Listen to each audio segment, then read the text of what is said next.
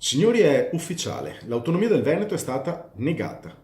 Oggi, 15 gennaio 2019, alle ore 19:39, doveva terminare il confronto tecnico con i ministri sulle competenze da trasferire alla regione. Ribadisco, a quest'ora non c'è ancora nulla, ergo l'autonomia è saltata.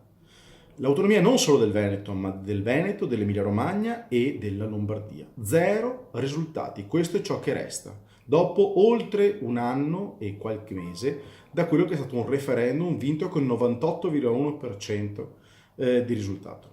Nel frattempo, tra un rinvio e l'altro dal dibattito, sono scomparsi i due capisaldi della legge regionale uscita al referendum del 22 ottobre del 2017, quindi le 23 che sono in realtà i 9 decimi del residuo fiscale e i costi standard. Questi sono scomparsi.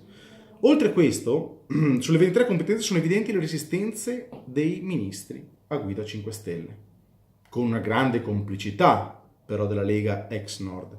Infatti, ricordiamoci che non sono solo i grillini a smontare questo 98,1%, c'è di mezzo anche Salvini, in quanto complice nel contratto di governo, un Salvini che cerca più il consenso al sud accettando di regalare il reddito di nulla facenza, piuttosto che tutelare la sua riserva di caccia di voti di Veneto e Lombardia.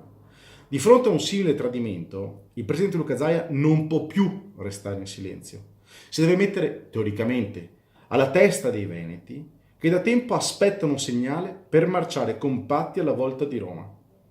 Non una marcia su Roma, come vecchio stile, ma una richiesta di determinazione, di un volere popolare espresso democraticamente attraverso un referendum. Se Zaia non si metterà alla testa dei veneti, probabilmente presto salteranno altre teste, e non saranno quelle dei veneti, ma saranno di qualche veneto che non si metta alla testa dei veneti. Io non posso credere che i veneti accetteranno anche questa volta una pernacchia dallo Stato, da questa Italia che non ci vuole. Per cui o autonomia subito, o mi auguro fortemente che la prossima istanza sia un'istanza diversa dall'autonomia. Vedete di fianco alla bandiera del Veneto c'è un'altra bandiera che è l'Estelada catalana. Loro sono già in piazza a chiedere l'indipendenza. Se l'autonomia, che è l'ultima possibilità che possiamo dare all'Italia, non ci verrà concessa con i 9 decimi e le 23 competenze, il prossimo urlo dovrà essere solo indipendenza. Viva San Marco a tutti!